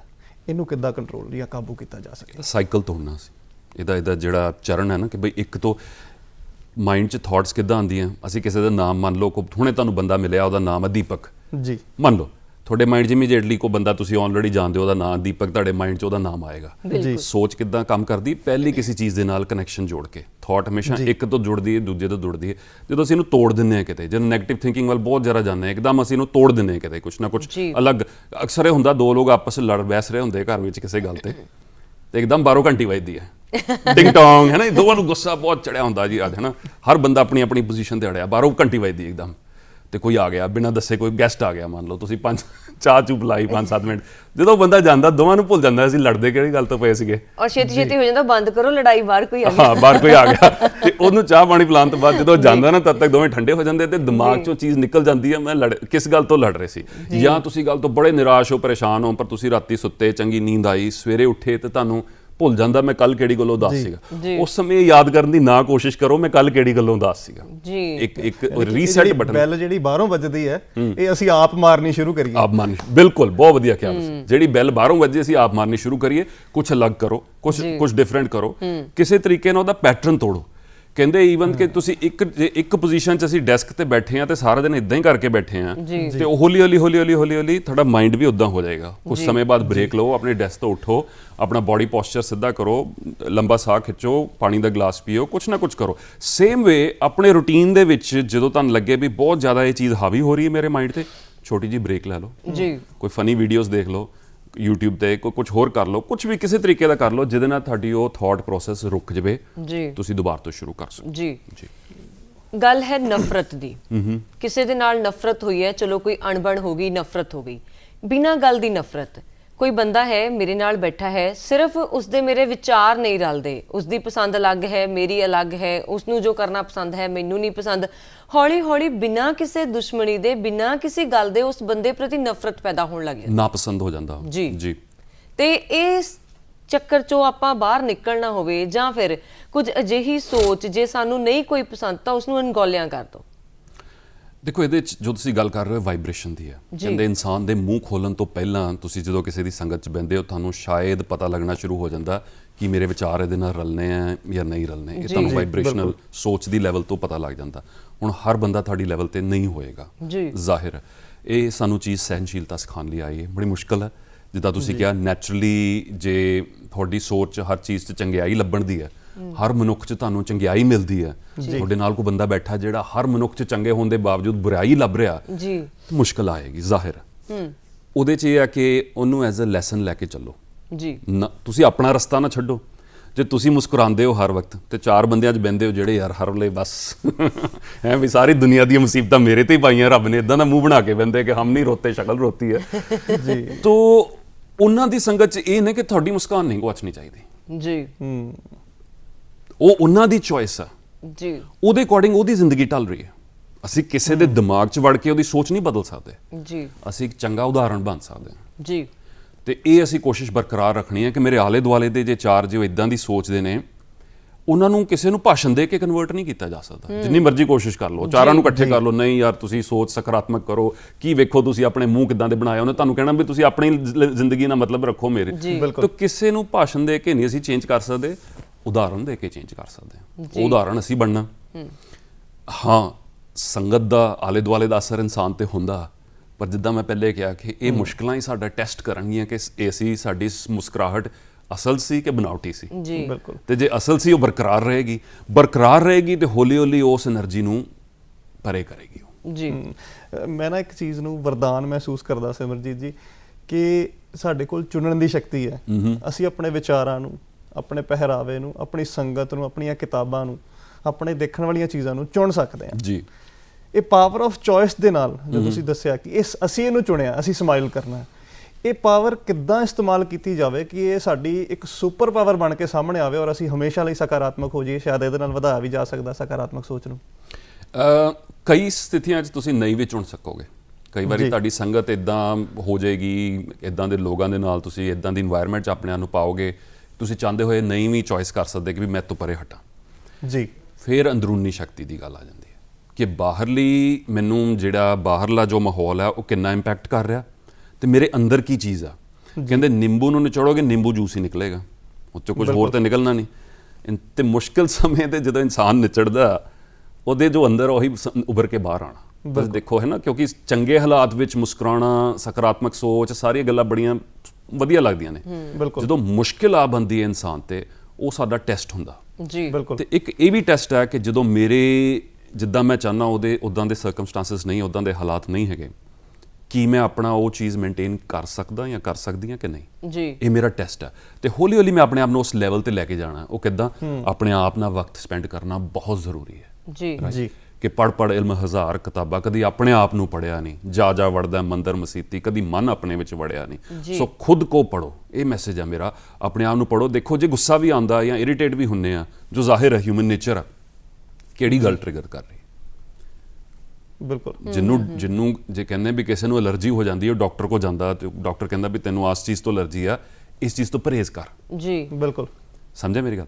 ਤੇ ਉਹ ਚੀਜ਼ ਤੋਂ ਪਰਹੇਜ਼ ਸ਼ੁਰੂ ਕਰਦਾ ਤੇ ਫਿਰ ਉਹਦੀ ਫਿਜ਼ੀਕਲ ਕੰਡੀਸ਼ਨ ਇੰਪਰੂਵ ਹੁੰਦੀ ਹੈ। ਸੇਮ ਮਾਈਂਡ 'ਚ ਵੀ ਜੀ। ਮਾਈਂਡ 'ਚ ਕੋਈ ਚੀਜ਼ ਸਾਨੂੰ ਇੱਕਦਮ ਐਨ ਖਰਾਬ ਕਰ ਦਿੰਦੀ ਹੈ ਜਾਂ ਉਤੇਜਿਤ ਕਰ ਦਿੰਦੀ ਹੈ, ਗੁੱਸਾ ਲਿਆ ਦਿੰਦੀ ਹੈ, ਤੇ ਅਸੀਂ ਉਸ ਚੀਜ਼ ਤੋਂ ਐਲਰਜਿਕ ਹਾਂ ਜੀ ਜੀ। ਠੀਕ ਹੈ ਨਾ? ਤੇ ਇਹ ਜਿਹੜੇ ਬਾਹਰਲੀ ਲੋਕ ਜਾਂ ਇਹ ਸਥਿਤੀਆਂ ਆ ਰਹੀਆਂ, ਇਹ ਸਾਨੂੰ ਸਿਖਾਉਣ ਆ ਰਹੇ ਤੇ ਟੀਚਰ ਹੈ ਸਾਡੇ ਜੀ। ਸਾਨੂੰ ਸ਼ੁਕਰਗੁਜ਼ਾਰ ਹੋਣਾ ਚਾਹੀਦਾ। ਇਹ ਨਾ ਆਂਦੇ ਸਾਨੂੰ ਪਤਾ ਹੀ ਨਹੀਂ ਸੀ ਲੱਗਣਾ ਇਸ ਚੀਜ਼ ਤੋਂ ਐਲਰਜੀ ਹੈਗੀ ਹੈ ਜੀ। ਬਾਹਰਲਾ ਜੋ ਮਾਹੌਲ ਹੈ ਉਹਦੇ ਪ੍ਰਭਾਵ ਦੀ ਬਜਾਏ ਜੋ ਸਾਡੇ ਅੰਦਰਲਾ ਮਾਹੌਲ ਹੈ ਉਹਦੇ ਨਾਲ ਸਾਡਾ ਬਾਹਰਲਾ ਮਾਹੌਲ ਪ੍ਰਭਾਵਿਤ ਹੋਏਗਾ। ਜੋ ਕਿ ਔਖਾ, ਕਹਿਣਾ ਸੌਖਾ, ਕਰਨਾ ਔਖਾ ਹੈ, ਬਟ ਜਦੋਂ ਅਸੀਂ ਆਪਣੇ ਆਪ ਨਾਲ ਟਾਈਮ ਸਪੈਂਡ ਕਰਨਾ, ਖੁਦ ਨਾਲ ਵਕਤ ਸਪੈਂਡ ਕਰਨਾ ਸ਼ੁਰੂ ਕਰਦੇ ਹਾਂ, ਮੈਡੀਟੇਸ਼ਨ ਦੇ ਵਿੱਚ, ਨਾਮ ਜਪਣ ਦੇ ਵਿੱਚ, ਕਿਸੇ ਵੀ ਚੀਜ਼ ਦੇ, ਸਾਡਾ ਇੰਟਰਨਲ ਡਿਸਪਲਿਨ ਬਣਦਾ ਇੱਕ ਤਰੀਕੇ ਦਾ। ਜੀ ਬਸ ਉਹੀ ਹੈ। ਗੁੱਸੇ ਦੀ ਗੱਲ ਕੀਤੀ ਹੈ, ਕਹਿੰਦੇ ਜਿਹਨੂੰ ਗੁੱਸਾ ਨਹੀਂ ਆਉਂਦਾ ਉਹ ਵੀ ਇਨਸਾਨ ਨਹੀਂ, ਕਿਉਂਕਿ ਗੁੱਸਾ ਆਉਣਾ ਵੀ ਜ਼ਰੂਰੀ ਹੈ, ਪਰ ਗੁੱਸੇ ਨੂੰ ਜ਼ਾਹਿਰ ਕਰਨ ਦਾ ਇੱਕ ਤਰੀਕਾ ਹੋਣਾ ਚਾਹੀਦਾ ਹੈ।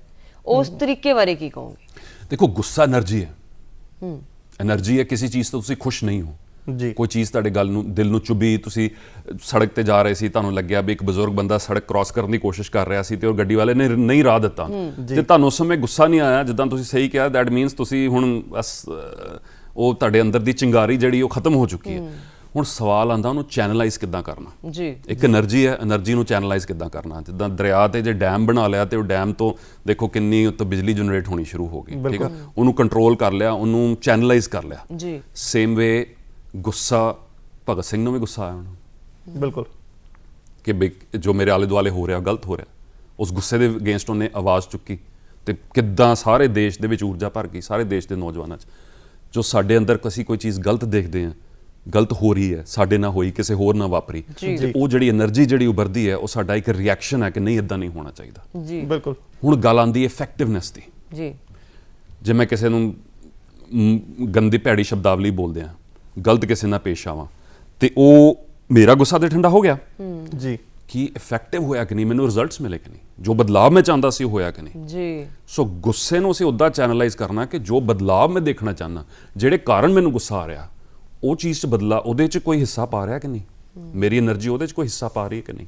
ਤਾਂ ਇਸ ਤਰੀਕੇ ਨਾਲ ਇਹਨੂੰ ਚੈਨਲਾਈਜ਼ ਕਰਨਾ, ਉਹਨੂੰ ਕੰਟਰੋਲ ਕਰਕੇ, ਉਹਨੂੰ ਸਹੀ ਪਰਸਨ, ਸਹੀ ਤਾਦਾਦ ਨਾਲ, ਸਹੀ ਢੰਗ ਨਾਲ ਗੁੱਸਾ ਜ਼ਾਹਿਰ ਕਰਨਾ, ਤਾਂ ਕਿ ਬਦਲਾਅ ਆ ਸਕੇ, ਤਾਂ ਕਿ ਉਹ ਚੀਜ਼ ਰਿਪੀਟ ਨਾ ਹੋਏ। ਜੀ, ਜੇ ਅਸੀਂ ਕੁਦਰਤ ਨੂੰ ਦੇਖੀਏ ਤਾਂ ਸੰਪੂਰਨ ਹੈ, ਉਹਦੇ ਵਿੱਚ ਸਾਨੂੰ ਕੋਈ ਵੀ ਕਿਸੇ ਵੀ ਚੀਜ਼ ਦੀ ਕਮੀ ਨਹੀਂ ਲੱਭਦੀ, ਲੇਕਿਨ ਇਨਸਾਨੀ ਨੇਚਰ ਹਮੇਸ਼ਾ ਕਮੀਆਂ ਲੱਭਣ ਦੀ ਫਿਰਾਕ 'ਚ ਰਹਿੰਦਾ। ਅਸੀਂ ਕੰਪਲੇਂਟ ਫ੍ਰੀ ਲਾਈਫ ਜਿਹੜੀ ਜਦੋਂ ਬਿਤਾਉਣ ਦੀ ਕੋਸ਼ਿਸ਼ ਕਰੀਏ ਤਾਂ ਮੇਰੇ ਖਿਆਲ ਉਹ ਮਨ ਸ਼ਾਂਤ ਹੁੰਦਾ, ਪਰ ਇੱਦਾਂ ਕਿੱਦਾਂ ਹੋ ਸਕੇ ਕਿ ਅਸੀਂ ਕੰਪਲੇਂਟ ਕਰਨੀ ਬੰਦ ਕਰੀਏ, ਆ ਫਲਾਣੇ ਦੀ ਗੱਲ ਮੈਨੂੰ ਚੰਗੀ ਨਹੀਂ ਲੱਗੀ, ਆ ਮੈਨੂੰ ਕੰਮ ਚੰਗਾ ਨਹੀਂ ਲੱਗਾ, ਆ ਮੇਰੇ ਘਰ ਦੇ ਮਾਹੌਲ ਇੱਦਾਂ ਦੇ ਨਹੀਂ ਹੈਗੇ। ਇਹਨਾਂ ਸਿਚੁਏਸ਼ਨਸ ਤੋਂ ਕਿਵੇਂ ਬਚ ਸਕੀਏ? ਜਿਹੜਾ ਪਰਸਨ ਬਹੁਤ ਕੰਪਲੇਂਟ ਕਰ ਰਿਹਾ, ਉਹਨੂੰ ਕੁਝ ਸਮਾਂ ਲਾ ਕੇ ਇਦਾਂ ਦੀ ਹਾਲਾਤ, ਇਦਾਂ ਦੀ ਜਗ੍ਹਾ ਲੱਭ ਲੈਣੀ ਚਾਹੀਦੀ ਹੈ ਜਿੱਥੇ ਉਹ ਕਦੀ ਵੀ ਸ਼ਿਕਾਇਤ ਨਾ ਕਰੇ। ਫੇਰ ਤਾਂ ਕੱਲਾ ਜੰਗਲਾਂ 'ਚ ਜਲ ਜਾਵੇ, ਬਸ ਜਾਏ ਜੰਗਲ 'ਚ ਉਹਨੂੰ ਸ਼ਿਕਾਇਤ ਹੋਏਗੀ, ਮੈਂ ਕੱਲਾ, ਠੀਕ ਹੈ ਨਾ। ਸੋ ਇਸ ਕਰਕੇ ਇਹ ਪਰ ਕੋਸ਼ਿਸ਼ ਕਰ ਲੈਣੀ ਚਾਹੀਦੀ ਇੱਕ ਵਾਰੀ, ਜਿਹੜਾ ਉਹਨੂੰ ਉਪਰਾਲਾ ਲੱਗਦਾ ਉਹਨੂੰ ਕਰ ਲੈਣਾ ਚਾਹੀਦਾ। ਫਿਰ ਉਹਨੂੰ ਲੱਗੇਗਾ ਕਿ ਹੁਣ ਯਾਰ ਜਾਂ ਬੋਰ ਹੋ ਗਿਆ ਮੈਂ, ਜਿਹਦੀ ਲਾਈਫ 'ਚ ਮੁਸ਼ਕਲਾਂ ਨਹੀਂ ਉਹਦੀ ਫਿਰ ਇਹ ਕੰਪਲੇਂਟ ਹੋਏਗੀ ਮੈਂ ਬੋਰ ਹੋ ਗਿਆ। ਦੈਟ ਮੀਨਸ ਪ੍ਰੋਬਲਮ ਸਾਡੇ ਸੀ, ਪ੍ਰੋਬਲਮ ਮੇਰੀ ਸੋਚ ਸੀ, ਕਿ ਮੇਰੀ ਸੋਚ ਜਦੋਂ ਮੈਂ ਬਦਲੀ ਉਦੋਂ ਮੈਂ ਐਕਸੈਪਟ ਕਰ ਲੈਣਾ ਕਿ ਮੁਸ਼ਕਲਾਂ ਦਾ ਹਿੱਸਾ, ਸੰਘਰਸ਼ ਜ਼ਿੰਦਗੀ ਦਾ ਹਿੱਸਾ। ਜੀ, ਰਾਈਟ। ਨਿਦਾ ਫਾਜ਼ਲੀ ਜੀ ਦੀ ਕਵਿਤਾ ਹੈਗੀ ਹੈ, ਸਫਰ ਮੇਂ ਧੂਪ ਤੋਂ ਹੋਗੀ, ਉਹਦੀਆਂ ਚੰਦ ਲਾਈਨਾਂ ਹੈ, ਯਹੀ ਹੈ ਜ਼ਿੰਦਗੀ। ਕਈ ਵਾਰ ਅਸੀਂ ਪੁੱਛਦੇ ਨਾ ਕਿਆ ਹੈ ਜ਼ਿੰਦਗੀ, ਬੜਾ ਖੂਬਸੂਰਤੀ ਨਾਲ ਉਹਨਾਂ ਨੇ ਜਵਾਬ ਦਿੱਤਾ, ਯਹੀ ਹੈ ਜ਼ਿੰਦਗੀ, ਕੁਛ ख्वाब चंद उम्मीदें। जी, यही है जिंदगी, कुछ ख्वाब चंद उम्मीदें, इन्हीं खिलौनों से अगर तुम भी बहल सको तो चलो ਸਫ਼ਰ ਮੇਂ ਧੂਪ ਤੋਂ ਹੋਗੀ। ਕੀ ਬਾਤ ਹੈ। ਕਿ ਸਫ਼ਰ 'ਚ ਮੁਸ਼ਕਲਾਂ ਤੇ ਹੋਣਗੀਆਂ, ਤੇ ਖਿਲੌਣੇ ਕਿਹੜੇ ਜਿਨ੍ਹਾਂ ਨਾਲ ਅਸੀਂ ਆਪਣੇ ਨੂੰ ਖੁਸ਼ ਕਰਨਾ? ਕੁਝ ख्वाब चंद उम्मीदें, ਕੁਝ ख्वाब चंद ਉਮੀਦਾਂ ਹਰ ਇੱਕ ਕੋ ਹੋਣੀਆਂ ਚਾਹੀਦੀਆਂ। ਬਾਕੀ ਜੇ ਕੰਪਲੇਂਟ ਕਰਨ ਦੀ ਆਦਤ ਹੈ ਜਿਹੜੀ ਮੈਂ ਆਪਣੀ ਲਾਈਫ 'ਚ ਦੇਖਿਆ, ਇਹ ਹੋ ਜਾਂਦੀ ਹੈ ਕਿਉਂਕਿ ਸਾਨੂੰ ਸਾਰਾ ਕੁਝ ਰੈਡੀਮੇਡ ਮਿਲਦਾ। ਜਦੋਂ ਜ਼ਿੰਮੇਵਾਰੀ ਪੈਂਦੀ ਹੈ ਨਾ ਬੰਦੇ ਦੇ ਉੱਤੇ, ਜੀ, ਉਹਨੂੰ ਪਤਾ ਲੱਗਦਾ ਵੀ ਮੈਂ ਆਪ ਰਿਜ਼ਲਟਸ ਪ੍ਰੋਡਿਊਸ ਕੀਤੇ ਜਦੋਂ, ਤੇ ਇਹਦੇ 'ਚ ਵੀ ਇੰਨਾ, ਪਰ ਦੂਸਰੇ ਦਾ ਨੁਕਸ ਕੱਢਣਾ ਬਹੁਤ ਆਸਾਨ ਆ। ਬਿਲਕੁਲ। ਕੋਈ ਬੰਦਾ ਕਿਸੇ ਚੀਜ਼ ਦਾ ਲੀਡਰ ਬਣਿਆ ਤੇ ਮੈਂ ਬਣਨਾ ਚਾਹੁੰਦਾ ਸੀ ਪਰ ਹੁਣ ਉਹ ਬਣ ਗਿਆ, ਹੁਣ ਮੈਨੂੰ ਉਹਦੀ ਗਲਤੀ ਕੱਢਣੀ ਬਹੁਤ ਆਸਾਨ ਆ ਕਿਉਂਕਿ ਲੀਡਰ ਉਹ, ਜ਼ਿੰਮੇਵਾਰੀ ਉਹ ਹੈ, ਮੈਂ ਤੇ ਸਿਰਫ ਇੱਕ ਦਰਸ਼ਕ ਹਾਂ। ਠੀਕ ਹੈ ਜੀ। ਪਰ ਜਦੋਂ ਆਪਣੇ ਆਪ ਤੇ ਪਤਾ ਲੱਗਦੀ, ਫਿਰ ਪਤਾ ਪੈਂਦੀ ਹੈ, ਫਿਰ ਪਤਾ ਲੱਗਦਾ ਵੀ ਇਹਦੀ ਲਿਮਿਟੇਸ਼ਨਸ ਕੀ ਨੇ, ਉਹ ਬੰਦਾ ਕਿਹੜੇ ਦਾਇਰੇ ਦੇ ਵਿੱਚ ਆਪਰੇਟ ਕਰ ਰਿਹਾ ਸੀ, ਕਿੰਨੀਆਂ ਮੁਸ਼ਕਲਾਂ ਦੇ ਬਾਵਜੂਦ ਆਪਰੇਟ ਕਰ ਰਿਹਾ ਸੀ, ਤੇ ਫਿਰ ਵੀ ਉਹ ਰਿਜ਼ਲਟ ਪ੍ਰੋਡਿਊਸ ਕਰ ਰਿਹਾ ਸੀ। ਫਿਰ ਸਾਡੇ 'ਚ ਟੋਲਰੈਂਸ ਡਿਵੈਲਪ ਹੁੰਦੀ ਹੈ ਉਸ ਚੀਜ਼ ਨੂੰ ਲੈ ਕੇ, ਫਿਰ ਕੰਪਲੇਂਟਸ ਡਾਊਨ ਜਾਂਦੀਆਂ। ਜਿਹਨੇ ਸੰਘਰਸ਼ ਨਹੀਂ ਕੀਤਾ ਉਹ ਸ਼ਿਕਾਇਤਾਂ ਕਰੇਗਾ। ਸ਼ਿਕਾਇਤਾਂ ਦਾ ਸਭ ਤੋਂ ਵੱਡਾ ਇਲਾਜ ਹੈ ਸੰਘਰਸ਼। ਜੀ, ਸਮੇਂ ਦੇ ਬਦਲਾਅ ਦੇ ਨਾਲ ਬਹੁਤ ਕੁਝ ਬਦਲਿਆ, ਬੜੀਆਂ ਕਾਢਾਂ ਹੋਈਆਂ, ਤੇ ਕੁਝ ਬਿਮਾਰੀਆਂ ਵੀ ਨਵੀਆਂ ਸਾਹਮਣੇ ਆਈਆਂ ਔਰ ਬਿਮਾਰੀਆਂ ਦਿਨੋਂ ਦਿਨ ਇੰਨੀਆਂ ਵਧਣ ਲੱਗ ਗਈਆਂ। ਅੱਗੇ ਹੁੰਦਾ ਸੀਗਾ ਕਿ ਕਿਸੇ ਘਰ 'ਚ ਕੋਈ ਬਜ਼ੁਰਗ ਗੋਲੀ ਖਾਂਦਾ ਹੁੰਦਾ ਸੀ ਔਰ ਪੁੱਛਣਾ ਕਿ ਅੱਛਾ ਹੁਣ ਤੁਹਾਡਾ ਬਜ਼ੁਰਗ ਗੋਲੀਆਂ ਖਾਣ ਲੱਗ ਪਿਆ, ਇਹ ਬੜੀ ਵੱਡੀ ਗੱਲ ਹੁੰਦੀ ਸੀ ਕਿ ਕਿਸੇ ਨੂੰ ਗੋਲੀਆਂ ਲੱਗ ਗਈਆਂ। ਤੇ ਹੁਣ ਬੱਚਾ ਵੀ ਗੋਲੀਆਂ ਖਾ ਰਿਹਾ ਹੈ, ਵੱਡਾ ਵੀ ਗੋਲੀਆਂ ਖਾ ਰਿਹਾ ਹੈ, ਬਿਮਾਰੀਆਂ ਵਧਣ ਲੱਗ ਗਈਆਂ, ਦਿਮਾਗ ਤੇ ਪਰੇਸ਼ਾਨੀ ਰਹਿਣ ਲੱਗ ਗਈ, ਹਰ ਬੰਦੇ ਨੂੰ ਵਹਿਮ ਪੈਣ ਲੱਗ ਗਿਆ ਮੈਨੂੰ ਆਹ ਬਿਮਾਰੀ ਨਾ ਹੋ ਜਾਵੇ, ਉਹ ਨਾ ਹੋ ਜਾਵੇ। ਰੱਬ ਨਾ ਕਰੇ ਜਦੋਂ ਕਿਸੇ ਨੂੰ ਕੋਈ ਵੱਡੀ ਬਿਮਾਰੀ ਲੱਗ ਜਾਂਦੀ ਹੈ ਤਾਂ ਉਸ ਤੋਂ ਬਾਅਦ ਉਹ ਇੰਨਾ ਨਕਾਰਾਤਮਕ ਹੋ ਜਾਂਦਾ ਹੈ ਕਿ ਉਸਨੂੰ ਲੱਗਦਾ ਹੈ ਕਿ ਹੁਣ ਤਾਂ ਥਾਂ ਬਿਮਾਰੀਆਂ ਹੀ ਆ, ਹੁਣ ਮੇਰਾ ਪਤਾ ਨਹੀਂ ਕੀ ਬਣਨਾ। एक ऐड भी होंदी सी ना, अब मैं बूढ़ा हो गया हूँ, गोली खाकर जीता हूँ। तो तुसीं सही कहा कि बुढ़ेपे का ही कंसर्न मन्निया जाता सी, पर अजकल पर एक गल दसो कि जिंदगी तो पहले ना आसान हुई है। पहले कार किसे को हुंदी सी, अज हर एक को कारां ने, एसी ने, सब कुछ है। इलैक्ट्रिसिटी कट किन्ने लगदे हुंदे सीगे, पावर कट हुण किन्ना कुछ चेंज होया। बिल्कुल जिंदगी तो पहले ना बेहतर हुई है, फिर असीं क्यों परेशान जी? ये सोचण वाली गल है सारिਆਂ ने। बिल्कुल ਆਰਥਿਕ ਤੌਰ ਤੇ ਵੀ, ਹਰ ਤਰੀਕੇ ਤੇ ਵੀ, ਬੱਚਿਆਂ ਦੇ ਫਿਊਚਰ ਦੇ ਲੈ ਕੇ ਹਰ ਇੱਕ ਚੀਜ਼ ਤੋਂ ਪਹਿਲੇ ਇਹਨੂੰ ਇਦਾਂ ਕਹ ਲਈਏ, ਲੋਕ ਕਈ ਕਹਿਣਗੇ ਕਿ ਮੁਸੀਬਤਾਂ ਦੇ ਜਿਹੜੇ ਤਰੀਕੇ ਉਹ ਬਦਲ ਗਏ, ਸਹੂਲਤਾਂ ਵਧੀਆਂ ਤੇ ਆਦਮੀ ਤਾਂ ਇਦੋਂ ਜ਼ਿਆਦਾ ਖੁਸ਼ ਹੋਣਾ, ਡਬਲ ਖੁਸ਼ ਹੋਣਾ ਚਾਹੀਦਾ ਸੀ। ਬਿਲਕੁਲ ਉਲਟਾ ਕਿਉਂ ਹੋ ਗਿਆ? ਮਾਈਕ੍ਰੋਵੇਵ ਓਵਨ ਬਣਿਆ, ਵਾਸ਼ਿੰਗ ਮਸ਼ੀਨ ਬਣੀ, ਅਮਰੀਕਾ 'ਚ ਕਹਿੰਦੇ ਵੀ ਹੁਣ ਨਾ ਜਿਹੜੀਆਂ ਹਾਊਸ ਵਾਈਫਸ ਆ ਉਹਨਾਂ ਕੋਲ ਇੰਨਾ ਟਾਈਮ ਫ੍ਰੀ ਹੋ ਜਾਣਾ ਵੀ ਹੱਦ ਸਾਬ ਨਹੀਂ। ਠੀਕ ਹੈ, ਕਿਉਂਕਿ ਇਹ ਕੰਮ ਜਿਹੜੇ ਪਹਿਲੇ ਹੱਥ ਨਾਲ ਕੱਪੜੇ ਧੋਣੇ ਪੈਂਦੇ ਸੀ ਇਹ ਵਾਸ਼ਿੰਗ ਮਸ਼ੀਨ 'ਚ ਧੁਲ ਗਏ।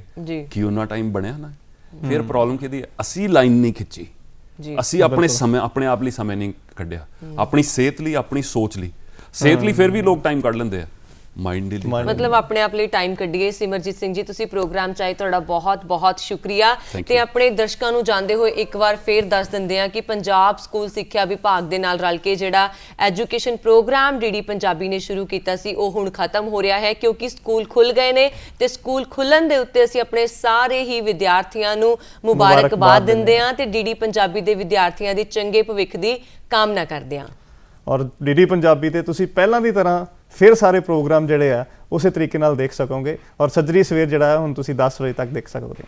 ਤੇ ਹੁਣ ਪ੍ਰੋਗਰਾਮ ਗੱਲਾਂ ਤੇ ਗੀਤ ਨੂੰ ਖਤਮ ਕਰੀਏ। ਸਿਮਰਜੀਤ ਸਿੰਘ ਜੀ ਨੇ ਬਹੁਤ ਸਾਰੀਆਂ ਗੱਲਾਂ ਦੱਸੀਆਂ ਤੇ ਅਸੀਂ ਹੋਰ ਤੁਹਾਡੇ ਨਾਲ ਗੱਲਾਂ ਕਰਦੇ ਰਹਾਂਗੇ। ਫਿਲਹਾਲ ਵਰੁਣ ਕੌਰ ਮਾਨ ਨੂੰ ਤੇ ਅਨਮੋਲ ਨੂੰ ਦਿਓ ਇਜਾਜ਼ਤ, ਆਗਿਆ ਲੈ ਲੈਣੀ ਹੈ ਅਸੀਂ। ਤੇ ਇੱਕ ਗੱਲ ਤਾਂ ਮੈਂ ਕਹਿਣਾ ਭੁੱਲ ਹੀ ਗਈ, ਤੇ ਨਾਲ ਦੇ ਨਾਲ ਹੁਣ ਬਾਕੀ ਪ੍ਰੋਗਰਾਮ ਵੀ ਡੀਡੀ ਪੰਜਾਬੀ ਦੇ ਆਪਾਂ ਸਾਰੇ ਦੇਖ ਸਕਦੇ ਹਾਂ। ਸੱਜਰੀ ਸਵੇਰ ਤਾਂ 10 ਵਜੇ ਤੱਕ ਹੋ ਗਿਆ ਤੇ ਸਾਰਾ ਦਿਨ ਵੀ ਸਾਡੇ ਜਿਹੜੇ ਦਰਸ਼ਕ ਨੇ ਸਾਰੇ ਪ੍ਰੋਗਰਾਮਸ ਦਾ ਆਨੰਦ ਲੈ ਸਕਦੇ ਨੇ। ਕੱਲ ਹੋਗੀ ਮੇਰੀ ਪੂਰੀ, ਹੁਣ ਆਗਿਆ ਲਓ ਜੀ। ਇਸ ਦੇ ਨਾਲ ਹੀ ਮੈਨੂੰ ਇਜਾਜ਼ਤ ਦਿਓ। ਸ਼ੁਕਰੀਆ।